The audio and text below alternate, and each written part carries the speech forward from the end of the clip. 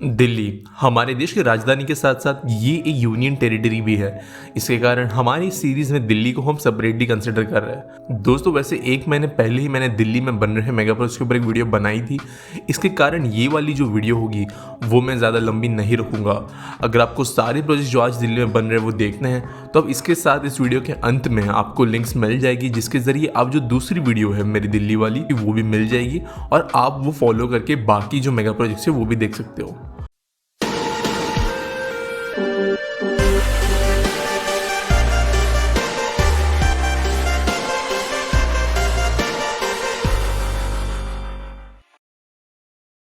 तो दोस्तों बढ़ते हैं पहले मेगा प्रोजेक्ट की तरफ, जो है न्यू पार्लियामेंट बिल्डिंग या सेंट्रल विस्टा प्रोजेक्ट। दोस्तों आज की जो हमारी नई दिल्ली का इलाका है वो स्पेशली ब्रिटिश ने डेवलप किया था अपनी सुविधाओं के हिसाब से, लेकिन आज भी हमारे देश का जो लोकसभा है, राज्यसभा है और कई सारे एडमिनिस्ट्रेटिव बिल्डिंग्स जो है वो इधर से ही फंक्शन करते हैं। साथ साथ हमारे राष्ट्रपति भी इन्हीं बिल्डिंग्स में रहते हैं। आज़ादी के बाद के 75 ईयर्स कंप्लीट होने वाले हैं।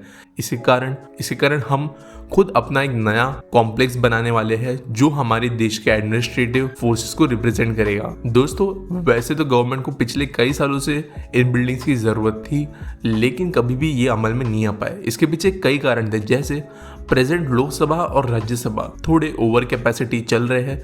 साथ साथ हमारी जो सेंट्रल सेक्रेटरीट बिल्डिंग है, जिसे हम सेंट्रल सचिवालय कहते हैं, उस बिल्डिंग में सिर्फ 10 मिनिस्ट्रीज काम किया करती थी, जबकि हमारे सेंट्रल सेक्रेटरीट के अंदर कई सारी बिल्डिंग्स आती थी। इसके कारण एक ही चीज़ के भाग होने के बावजूद कुछ ऑफिसेज एक जगह थे, कुछ ऑफिसेज दूसरी जगह थे और दोनों के कम्युनिकेशन के बीच में बहुत ज़्यादा दिक्कतें आने लगी थी। तो दोस्तों ऐसे कुछ कारणों के कारण सेंट्रल विस्टा प्रोजेक्ट बनाने का प्लान सामने रखा गया है और इस पर ऑलरेडी काम जारी है। अगर दोस्तों थोड़ी बहुत डिटेल्स की अगर मैं बात करूँ इस प्रोजेक्ट के रिलेटेड, तो वो हो गए सबसे मेन हमारे 2 हाउसेस ऑफ पार्लियामेंट, जिसके अंदर हमारे देश के राज्यसभा होगी, जिसके अंदर 400 सीट्स होंगे, 400 लोगों की सीटिंग कैपेसिटी होगी, जबकि लोकसभा में मैक्सिमम 1400 लोग बैठ पाएंगे, जिसके अंदर सारी सीट्स एमपीज के लिए नहीं होंगे। इसके अंदर जर्नलिस्ट वगैरह भी के लिए भी जगह बनाई जाएगी। इसके अलावा दोस्तों हमारे जो लोकसभा राज्यसभा के जो नए बिल्डिंग्स होंगे वो एक ही रूफ के अंडर होंगे, जो पूरी तरीके से सोलर पैनल से कवर होगी। साथ साथ इसी कॉम्प्लेक्स के अंदर हमारे प्रेसिडेंट और वाइस प्रेसिडेंट के नए आवास बनाए जाएंगे। इसके अलावा दोस्तों जो प्रेजेंट नॉर्थ ब्लॉक और साउथ ब्लॉक है हमारे पार्लियामेंट कॉम्प्लेक्स का, उसे म्यूजियम ऑफ डेमोक्रेसी में कन्वर्ट कर दिया जाएगा, ताकि हमारे देश की जो भी आज तक की उपलब्धियां है, ऐसे दुनिया की सबसे बड़ी डेमोक्रेसी हमने किस तरीके से चीज़ें अचीव की है, वो इन म्यूजियम्स में लोग देख पाएंगे। साथ साथ जो पूरा कॉन्कोर्स होगा राजपथ के आसपास का, वहाँ पर एक नई सेक्रेटरीट बिल्डिंग बनाई जाएगी, जिसके अंदर टोटल 10 नई बिल्डिंग्स मौजूद होंगी। और इसके अलावा बाकी जो मिनिस्ट्रीज़ की ऑफिसेस आज दूर है वो भी इस सेंट्रल राजपथ के आसपास में बनाए जाएंगे। दोस्तों ये सारी बिल्डिंग्स अंडरग्राउंड टनल्स के जरिए एक दूसरे से कनेक्टेड होगी और हर एक बिल्डिंग के पास में एक छोटे स्केल का एक्सपीरियंस सेंटर बनाया जाएगा, जहाँ पर इन मिनिस्ट्रीज़ के फ्लैग्स भी लगाए जाएंगे।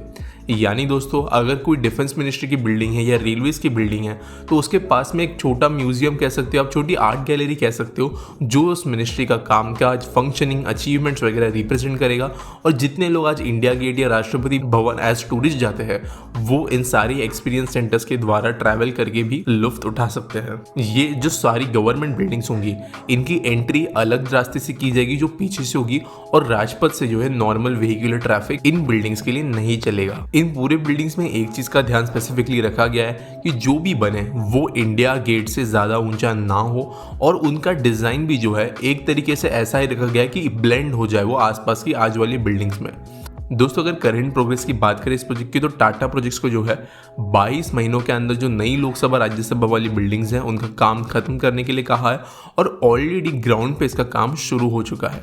2024 तक पूरा का पूरा कॉम्प्लेक्स में जितनी बिल्डिंग्स आज डिज़ाइन में बताई गई है वो बन जाएगी। और दोस्तों ये जो मैंने आपको बताया ये कुछ हाईलाइट्स इस प्रोजेक्ट के बारे में। सेंट्रल विस्टा प्रोजेक्ट एक बहुत कॉम्प्लेक्स प्रोजेक्ट है, इसके ऊपर हम जल्द ही एक सेपरेट वीडियो भी देखेंगे और जिसके अंदर हम और डिटेल में जानेंगे कि इस प्रोजेक्ट के अंदर क्या क्या इंक्लूडेड है। अगले दोस्तों प्रोजेक्ट्स है Delhi world trade centre towers. दोस्तों स्मार्ट सिटी मिशन के अंतर्गत कई सारी बिल्डिंग्स बनाई जा रही है कई सिटीज़ में, जो कमर्शियल, रिटेल, रेसिडेंशियल हर तरीके के फंक्शन को सर्व करती है। इसी में एनबीसीसी जो हमारे देश की one of the leading development body है जो गवर्नमेंट हैंडल करती है, इनके ज़रिए प्रोजेक्ट सामने रखा गया है। इसका गोल ये था कि दिल्ली के one of the most busiest इलाकों में एक हाई एंड और मॉडर्न ऑफिस और कमर्शियल स्पेसेस प्रोवाइड करना। दोस्तों ये जो प्रोजेक्ट है ये एक बहुत बड़ी एरिया में फैला है और टोटल 30 लाख स्क्वायर फीट का टोटल इसका अवेलेबल फ्लोर स्पेस होगा। इस प्रोजेक्ट के अंदर 12 टावर्स बनाए जा रहे हैं जिसके अंदर मैक्सिमम 7 फ्लोर्स तक की हाइट होगी और इन बिल्डिंग्स में 8000 गाड़ियों की आप पार्किंग कर पाए इतनी स्पेस दी जाएगी। दोस्तों यहाँ पर जो ऑफिसेस बनाए जा रहे हैं उनके स्पेसेस और साइजेस में बहुत ज़्यादा वेरिएशन आपको मिलेगा। साथ साथ यहाँ पर common conference rooms, auditoriums, ball rooms वगैरह जैसी सुविधाएं भी दी गई है। इस बिल्डिंग के पीछे एक बहुत इंपॉर्टेंट गोल था, इस बिल्डिंग को हो सके उतना ग्रीन और एनर्जी एफिशिएंट बनाना। इसके लिए कई सारे state of the art techniques यहाँ पे यूज़ की जाएगी, जैसे रूफ्स पर नॉन हीट ट्रैपिंग तरीके की ग्लेजिंग होगी ताकि सूरज की जो गर्मी है वो अंदर के कमरों को गर्म ना करे। साथ साथ डबल वाटर सप्लाई ताकि इवन डिस्ट्रीब्यूशन ऑफ वाटर हो और एक तरीके की विंग्स पर लोड ना आए।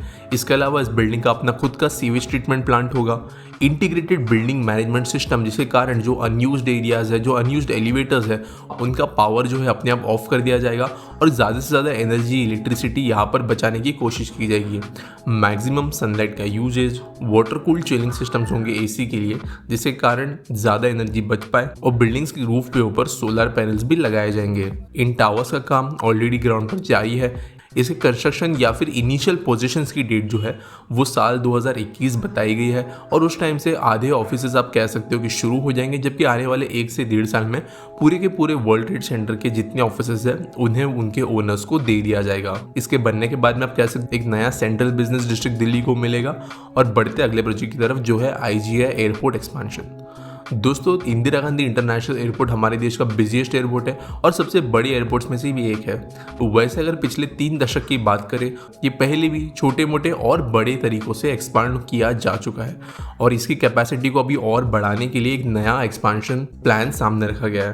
दोस्तों आज इस एयरपोर्ट की जितनी कैपेसिटी है उसे 100 मिलियन पैसेंजर से और बढ़ाने के लिए ये नया प्लान सामने रखा गया है। इसके कारण ये दुनिया का one of the biggest airports होगा in terms of passenger capacity. इस एयरपोर्ट को ना सिर्फ साइज में बड़ा किया जा रहा है लेकिन कई state of the art technologies इस एयरपोर्ट के लिए यूज़ की जाएगी। इसके लिए जो बैगेज हैंडलिंग सिस्टम है उसे पूरी तरीके से अपडेट किया जा रहा है। साथ साथ एक पूरा का पूरा नया टर्मिनल और रनवे भी बनाया जा रहा है। दोस्तों यहाँ पे जो नया टर्मिनल बनेगा वो 1,92,985 स्क्वायर मीटर्स में फैला होगा। इसके कारण आप समझ सकते हो कि इसका फ्लोर स्पेस बहुत बड़ा है। साथ साथ नया रनवे जो बनेगा वो ज़्यादा ट्रैफिक को हैंडल करने में मदद करेगा, स्पेशली रश आवर्स के दौरान। दोस्तों नए वाले टर्मिनल जो होंगे इस एयरपोर्ट में उसे बहुत हाई तरीके से ऑटोमेट करने की कोशिश की गई है। इसके लिए automatic baggage drop out kiosk, automatic check ins, face recognition के जरिए एंट्रीज और security checks, queue management system जैसी चीज़ें यहाँ पर इम्प्लीमेंट की जाएगी ताकि ना सिर्फ एफिशिएंसी बढ़े लेकिन बहुत ज़्यादा ह्यूमन इंटरवेंशन और एरर के चांसेस कम हो। अगर हम फिजिकल रनवे से रिलेटेड अपग्रेड्स की बात करें तो यहाँ पर एक चौथा रनवे जो बनेगा वो dual elevated eastern cross taxiway से जोड़ा जाएगा। Land side development, circulation, connectivity improvements यहाँ पर किए जाएंगे। एक नया फ्लाईओवर बनाया जाएगा, वो एरो सिटी मेट्रो स्टेशन को जोड़ेगा एयरपोर्ट से, जो ट्रैवल टाइम T1 और T3 टर्मिनल के बीच का कम करेगा। इसके साथ साथ नए वाले एयरपोर्ट के पास में एक छोटा टर्मिनल भी बनाया जाएगा जो एक डेडिकेटेड कार्गो हब होगा, जिसके जरिए स्पेशल टैक्सीवेज होंगे जो सिर्फ और सिर्फ कार्गो वाले प्लेन्स को हैंडल करेंगे। इस प्रोजेक्ट के कंप्लीट होने के बाद में दिल्ली का इंदिरा गांधी इंटरनेशनल एयरपोर्ट देश का अकेला ऐसा एयरपोर्ट बनेगा प्रेजेंटली जो 4 रनवेज के साथ में फंक्शन कर रहा होगा। अभी तक अगर इस प्रोजेक्ट की बात करें तो टोटल 22 कॉन्ट्रैक्टर्स को अलग अलग काम के लिए जो है इंस्ट्रक्शंस दे दिए गए हैं और इनका काम जारी है। देखते हैं ये प्रोजेक्ट कब तक कंप्लीट हो पाता है। अगला दोस्तों प्रोजेक्ट है सरोजनी रीडेवलपमेंट प्रोजेक्ट। दोस्तों सरोजनी दिल्ली का एक ऐसा इलाका है जो बहुत फेमस है अपने चीप शॉपिंग और वहाँ के मार्केट्स के लिए, लेकिन इस एरिया की अनप्लान्ड नेचर को सुधारने के लिए ये रीडेवलपमेंट प्रोजेक्ट प्लान किया गया है। दोस्तों इस टोटल प्रोजेक्ट की कॉस्ट जो है वो 32,835 करोड़ रुपीज़ है और ये प्रोजेक्ट बनने के बाद में 30 साल के ऑपरेशंस भी इस प्रोजेक्ट के अंदर इंक्लूडेड है। ये फेजेस में किया जाएगा और टोटल 5 साल का टाइम इस प्रोजेक्ट को कंप्लीट करने के लिए लगेगा। इसके अंदर नई तरीके के हाउसिंग यूनिट्स बनाए जाएंगे जो टाइप 2 से लेकर टाइप 6 के होंगे, जिनका मैक्सिमम बिल्टअप एरिया सारे घर मिलकर 29.18 लाख स्क्वायर मीटर्स में फैला होगा। दोस्तों एनबीसीसी, जिसके हमने वर्ल्ड ट्रेड सेंटर प्रोजेक्ट के बारे में जाना, वही ये वाला काम भी कर रही है और टोटल 10,600 से ज्यादा हाउसिंग यूनिट्स यहाँ पर बनाएगी। साथ साथ कई सारे इसी तरीके के कमर्शियल प्रोजेक्ट्स भी वहाँ पर बनाए जाएंगी। दोस्तों इस प्रोजेक्ट को फंड करने के लिए ई ऑक्शन मॉडल बनाया जाएगा। इस कारण जितने extra commercial spaces proper efficiently building बनाने के कारण बनेंगे, उन्हें प्राइवेट लोगों को बेचा जा सकता है और 2021 तक इसका पहला पार्किंग शुरू हो सकता है।